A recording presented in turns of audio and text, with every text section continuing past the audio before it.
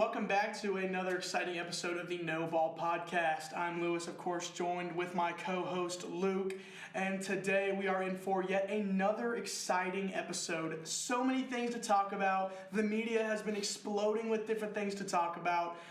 So the storylines we're going to follow, quick update on the Stanley Cup playoffs, starting round 2 just yesterday. And then of course at the end we're going to have a little fun, and we are going to take turns ranking our top 10 sports venues in the United States, most iconic venues. So to begin, this morning some breaking news happened inside the NFL. The biggest thing, of course, being George Pickens, breakout wide receiver for the Pittsburgh Steelers, gets traded to the Cowboys for practically nothing insane. The Cowboys received George Pickens along with the Steelers' 2027 6th-round pick, and all the Cowboys had to send over was a 2026 3rd-round pick and a 2027 5th-round pick. Now, here's what we know. George Pickens on a contract year, obviously disappointed with how things have been going in Pittsburgh the last couple years. Goes to Dallas, a more established offense. Big things for him. Obviously, it is a contract year for him, and it doesn't really look like Pittsburgh was going to get that deal done, hence why they traded him. These front offices can tell with these players, if I can't get a deal done, it's time to shop. And I think that's kind of what happened here. But I'm interested, what are your thoughts on it? Kind of how do you see that for the Steelers?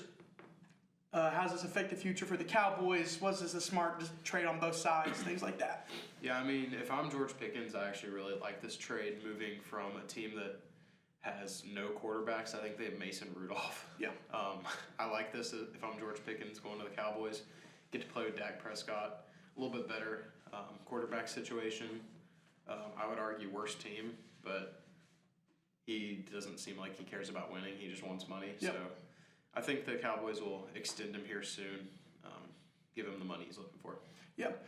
Again, it's an interesting thing. Obviously, the Steelers traded for DK Metcalf earlier this year, so they have a little room to play with in the receiver room. However, again, I think George Pickens is an incredible wide receiver, talented guy.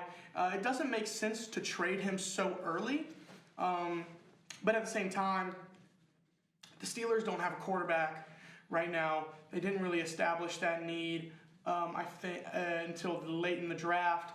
So it'll be, I mean, again, the season hasn't started yet, but I would almost argue they've already pre-entered a rebuild for that organization. Again, everything, we'll see what happens. I love the move for the Cowboys. Again, it's a one-year thing. Is this the guy that can help you get over the hump? That offense is going to be fun this year, no doubt. So again, I think Dak Prescott is a really good quarterback. They love to sling the rock. So I think this is a win for Dallas. Again, you basically just traded away your 3rd-round pick for a one-year guy who's a stud. So that, I feel like that's a good trade for them. I don't know if they will necessarily have the cap to re-sign him. They might flip him. Yeah, good value.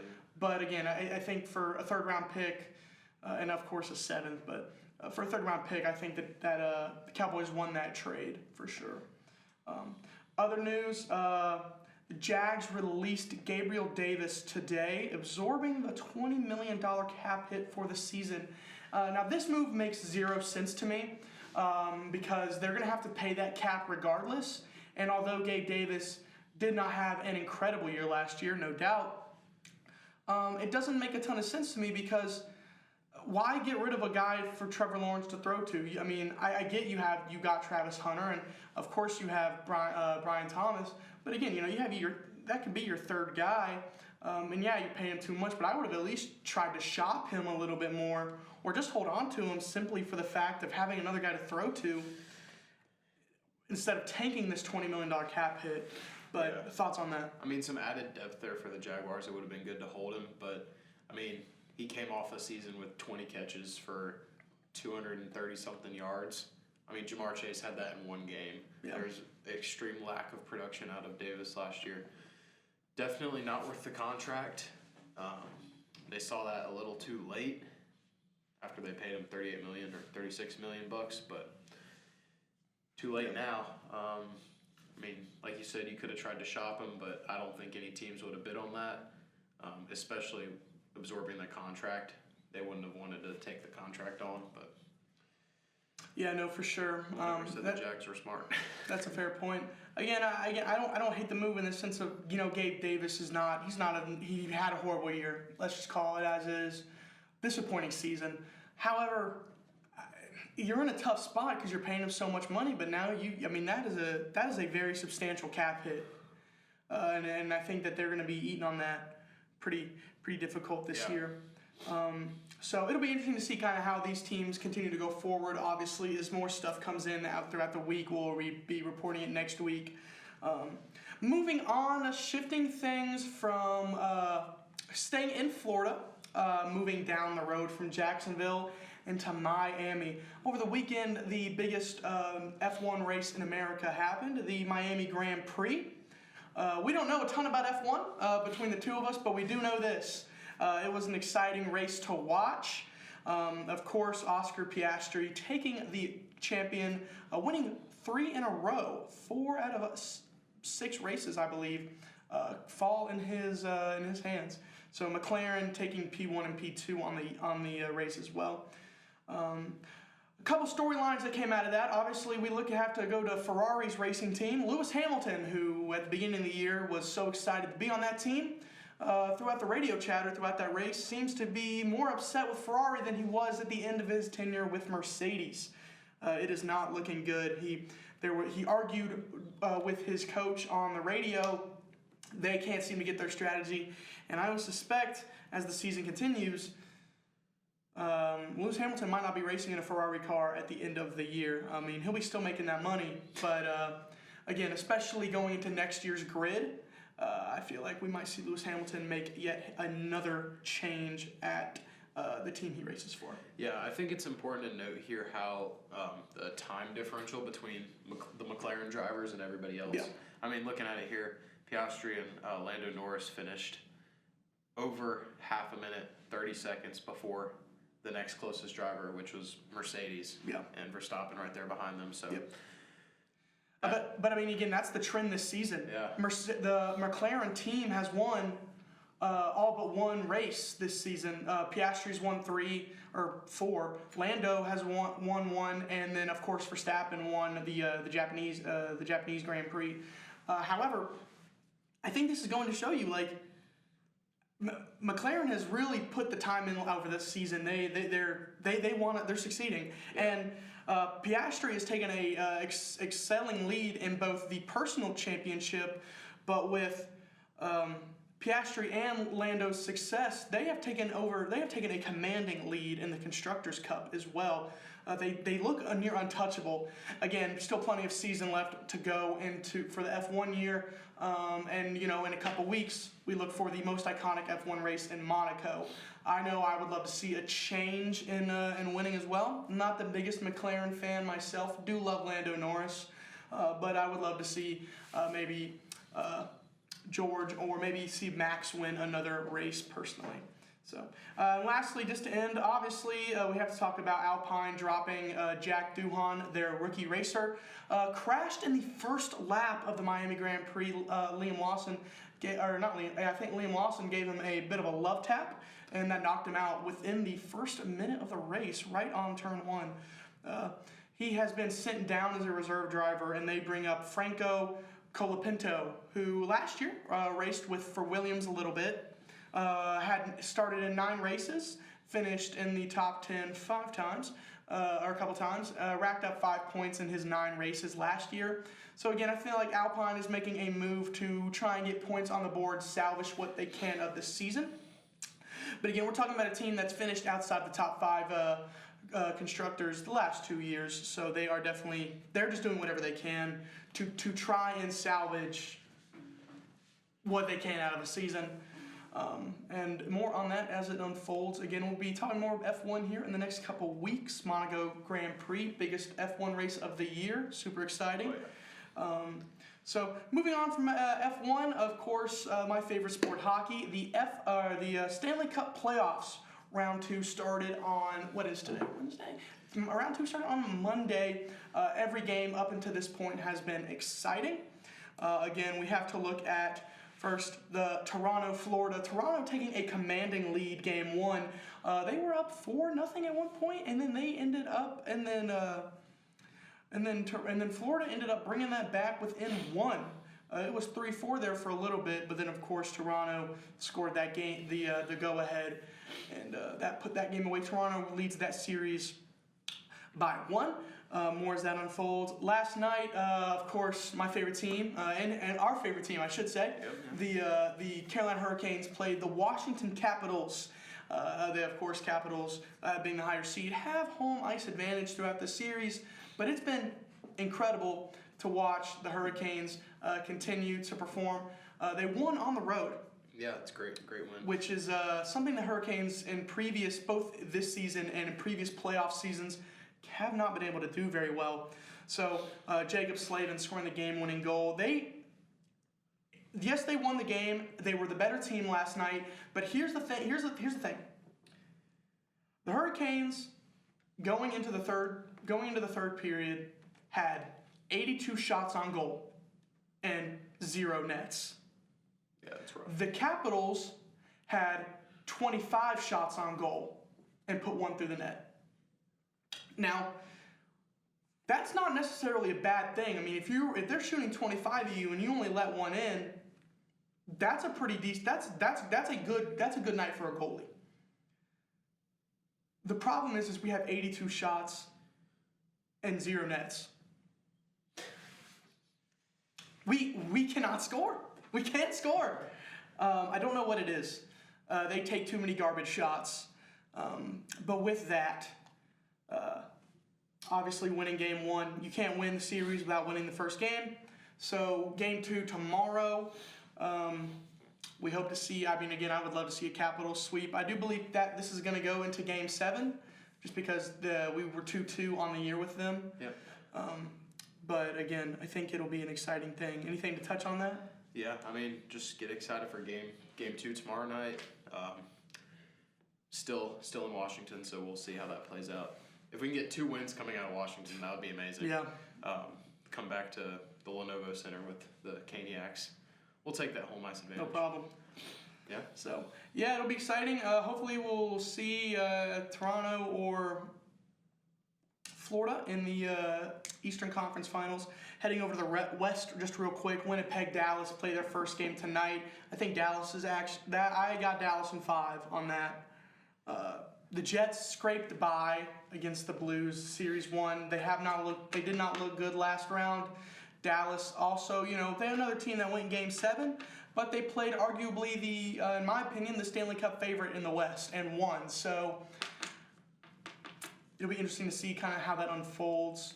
I think Winnipeg might get 1 or 2, but I think Dallas is going to take that series. They're the favorites.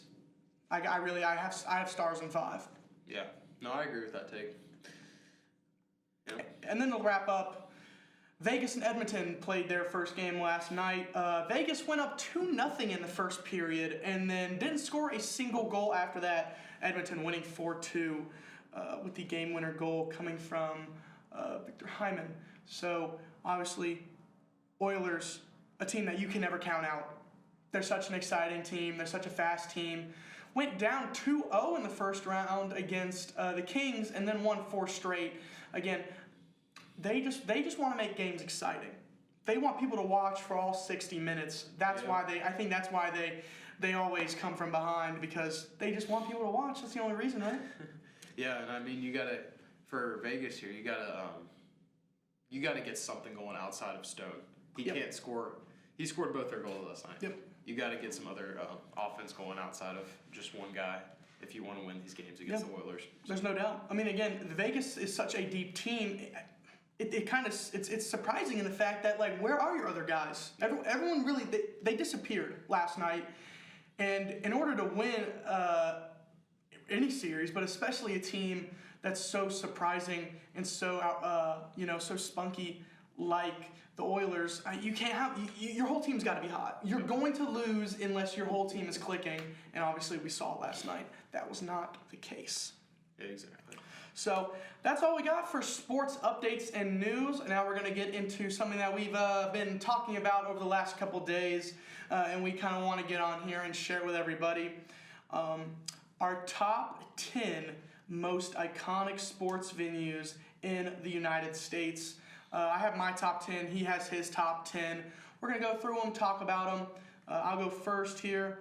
Before we get into the top 10, I have a couple honorable mentions that I feel like should be said, but did not make my top 10.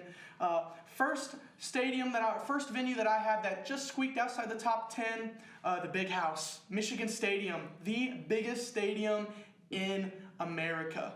Not just football, biggest stadium, seating over 100,000 people. That's crazy. It's a lot of people. Obviously, it's iconic. Anyone that knows college football knows the Big House. It's one of the scariest places to play. It's got that history. It's got that atmosphere. It's an incredible place. It just doesn't really hold a candle to some of these other places. But again, you can't have college football without the Big House. Another thing that we have to mention about the Big House, it's very uncomfortable to be in terms of fan atmosphere. If you read and hear what people talk about, people are practically sitting on top of each other. Yeah. It's not a very pleasant experience to sit and watch the game. Second stadium I have, Cameron Indoor Stadium, the home of college basketball. Oh yeah. The Duke Blue Devils Stadium, and one of the reason it's on the honorable mention list, it did not make my top 10 just because again I feel like for most times college venues just don't tend to hold a candle to some of these professional venues. Yeah. However, again, you have to respect the history of Duke.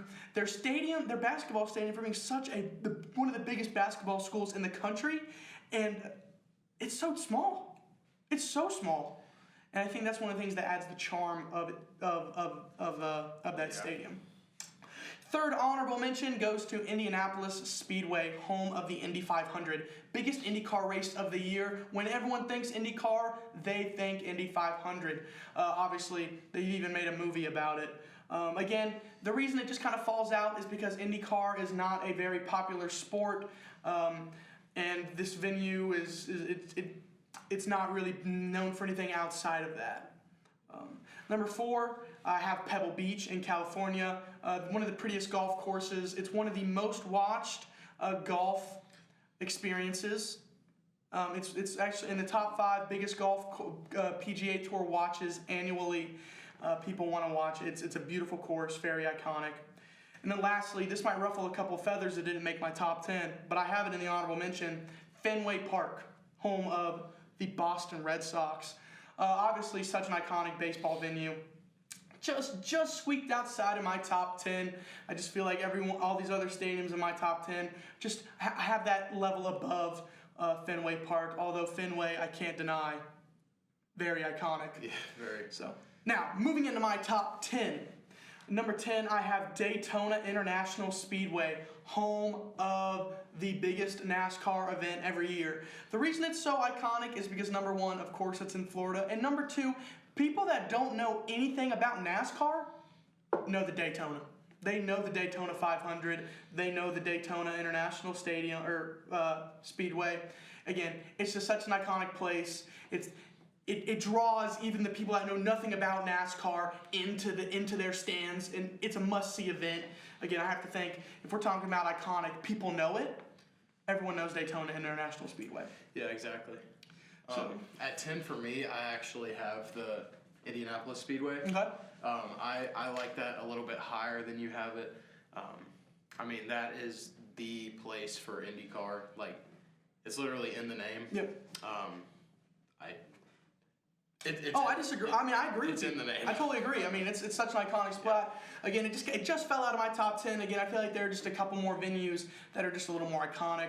But again, I can't hate that that's in the top 10 because again, you could say the same thing for Daytona. Yep. It's the pinnacle of that sport. That is the one that draws the most attention. Yep. So. At my number 9, I have the home of the Green Bay Packers, Lambeau Field. Second oldest stadium in the NFL, just held the NFL draft. Again, it's just, everyone knows it. Named after such an incredible person in football. Vince Lombardi coached there. Again, it's just It's one of the homes. It's one of the founding homes of the NFL. It's such a crazy place. The fan experience. It has to be on there. In my opinion, it has to be on your top. Yeah. So for me at 9, I actually have the rival of the Packers, the Bears Stadium, Yep. Soldier Field. Yep. I mean, very old as well. One of the original American football teams. Mm-hmm. That stadium has been around for a very long time. It's so iconic that it needs to be replaced, but they're not going to. Sure. That is like the place. That is Aaron Rodgers is a part owner of Soldier Field. He owns Which is the crazy. Bears. Yeah. Which is crazy. So Really funny. that's my 9. What you I got don't for hate 8? that. At my 8, I have LA Memorial Coliseum, obviously home of the University of Southern California. But that's not what makes it iconic. What makes it iconic is, of course, its traditions and sports and American history. Home of, it's an Olympic field. It's such a beautiful place. It's held multiple professional sports teams, both at the collegiate and pro level. Again, it's a pretty stadium, pretty location. Hell, Olympics took place there. It's just such an iconic field. And in fact, if it weren't for one other place I have on this list, I would say it is the most iconic college field. But I think there is one that does rank higher, and it is on my list. We'll get to it here in a little bit. But at 9, I have LA Memorial Coliseum. Yeah, I like that 8. I mean, you can't argue. Host the Olympics, college football every season. Yep. Amazing place, like picture perfect when you think college football stadium. And we'll let that one that you didn't mention yet stay unmentioned, because I agree with where you have that one ranked. But at my 8, I actually have Daytona. A little bit higher than you have it. For sure. NASCAR is more of a regional sport, but you can't argue with the amount of fans in the region of NASCAR. Bless you. Thank you. Like, it's just crazy. Like, NASCAR is the sport down there. It's unmatched. Everybody knows it. You have those big numbers on the back of your shirt. Mm-hmm. People are gonna be asking you like favorite team, drivers, all no that. doubt. Like, it's such a big industry for this area that you just can't. It's just that big, that iconic. No, I agree. At number 7, I have an event that just took place, Churchill Downs, of course, home of the Kentucky Derby. Again, I have to look at, when you think of a sport, what venue comes to mind? And again, the class, the taste, the style, everything that comes with the Kentucky Derby is because of Churchill Downs. It is just such an iconic place. Held that race there for over 150 years. Yeah. It's just such an iconic venue that's lasted. It's stood the test of time. It hosts one of the greatest 2 minutes in sports, as people like to call it. You don't get that name without having such a unique venue. And again, the Churchill Downs, they respect the past. They keep it classy. There's a certain prestige and attire that must be worn and accepted when you go to Churchill Downs. Yeah, for sure. And I feel like that it's such an iconic place. When you think of horse racing in America, Kentucky Derby. It's Kentucky Derby. First thing everyone thinks of. The only thing. Really, the only thing, yeah. That's the only thing I know. Yeah. No, I agree with that at 7. What you got for 6? At number 6, we're heading up north from Kentucky into New York. Of course, I'm talking Yankee Stadium. I would argue the old one a little over the new one, but again, because it's the Yankees, I still include the new one in this. Again, Yankee Stadium, such an iconic place. It's hosted, some of the greatest players in baseball of all time. Yeah. It is a staple in that state. It is a staple in baseball. It is such a unique place. And again, you just look at, when you think baseball, you think of the Yankees. The Yankees play at Yankee Stadium, named after the team. Such an incredible place to be. If you haven't been, I encourage you to go. It's such a beautiful spot. If you're ever in New York, Yankee Stadium is a must-see. again, it's so iconic. I've had the pleasure of being there once myself. It's just, again, Yankee Stadium is the only place in baseball where you feel like you're at a football game because it's just so rowdy there. It's such an iconic place. I have to put Yankee Stadium in my top 10, and I have it right there at 6, just falling out of my top 5. Yeah, no, I like that. I like that placement for him.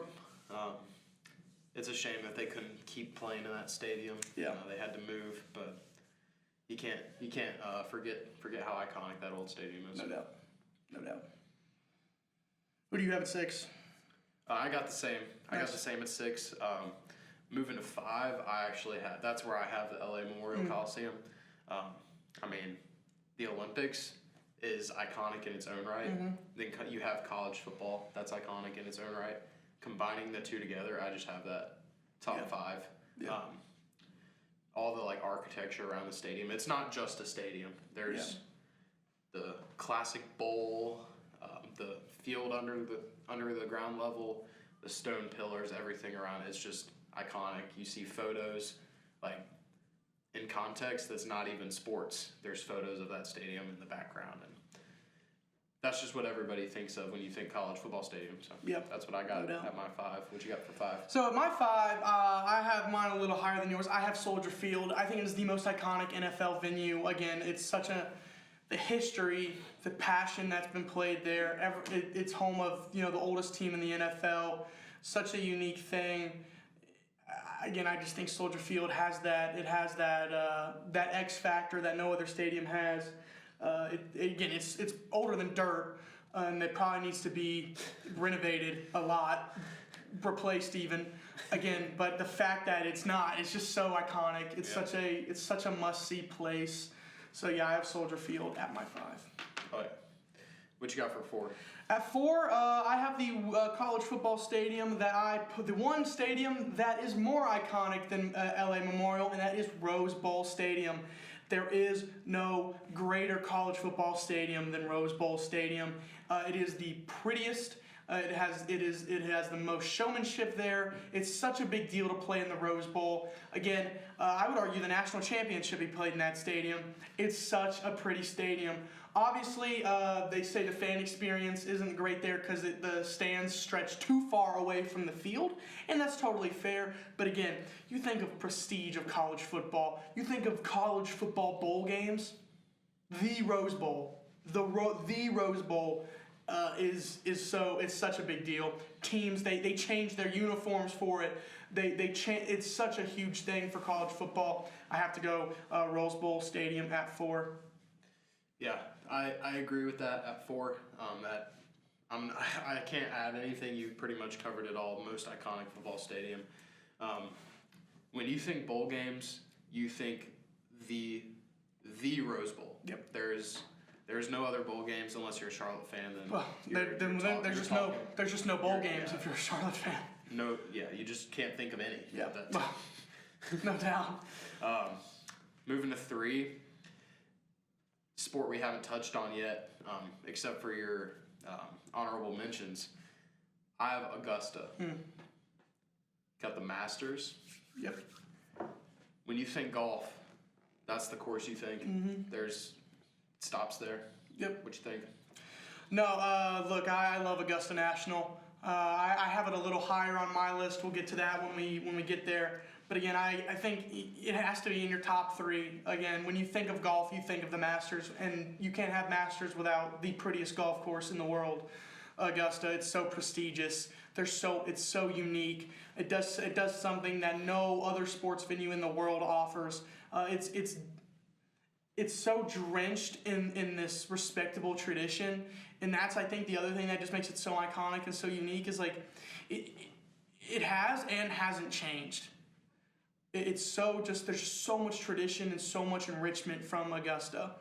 I have Augusta at my 2, but before we'll get to your 2. Backing up just a little bit to my 3, I have Wrigley Field, home of the Cubs, home of the Cubbies. Most iconic baseball stadium in America. It's home to such a fascinating team. They got to win their national championship there. The Billy Goat Curse happened there. So many cool and unique things, traditions with Wrigley Field, concert venues, It's such a again, you just can't have baseball without Ringley. That big red poster, everyone knows that big red poster on the front of the stadium. Again, I just can't think. When I think baseball, I think Ringley. Yeah. Moving back to my two, I have Madison Square Garden. Basketball, it's an interesting thing because a lot of times their arenas are multi-purpose. Hockey, basketball, college basketball, hockey team, any combination of those. But Madison Square Garden's a little different. That it's in New York, beautiful building, the architecture. It's an iconic building, let alone who plays in it. I mean, the Knicks, amazing, good organization. Team's doing pretty solid this year. Real good this year, yeah. I mean, again, yeah, I agree. Nothing else you can say. It's just so. And then who do you have at your one? Yeah, at my one, I have Wrigley Field. When you think baseball, you either think Wrigley or Fenway, and Fenway is up there for sure, but just out of my top 10. Wrigley, okay, let's take a step back. Baseball, I would argue, is one of the most iconic sports. Yeah, no doubt. It's up there for sure. Top Such three. Such a historic sport. Top three, maybe not three. We'll have to talk about that sometime. Yeah. But you think America, you think baseball. Well, you think our military first, but then you think bald eagles and F-22s. But you think baseball, and then you think Wrigley Field. It's right there. It's just that consistent association between one of the greatest sports of all time and one of the greatest places that sport has been played of all time. So right there in Chicago, like you said, the Cubbies, just great, just all around. What you think? Yeah, no, I don't. Again, I have Ringley in my 3. Again, I think it's such an iconic venue. I can't hate that it's at your 1. Again, honestly, when we're talking this top 3, I would argue they're pretty much all interchangeable because your top 3 and my top 3 are the same, just in a different order. Yep. So I guess that would leave my 1, the venue that I haven't mentioned yet, MSG, Madison Square Garden. Again, I just think even if you don't know sports, you know Madison Square Garden because it's so much more than just a sports venue. It is the venue. It is the pinnacle of venues, but especially in sports. I mean, again, it's hosting so many veterans of so many sports, some of the greats. Again, you have a stadium that you had incredible, some of those great players in those early Knicks years. Yeah. And Wayne Gretzky. You have a stadium that got to host Wayne Gretzky and Dr. J. Such an incredible, what? Yeah. Incredible. Yeah. Incredible. Again, not to mention all the other stuff that goes on there. It's just, how can you not? Now, there might be one, there might be one venue that's just a little more iconic than Madison Square Garden. And of course, right here in Charlotte. It's right here in Charlotte, home of the Charlotte 49ers football team, Jerry. The Jerry Richardson Stadium. No greater sports venue.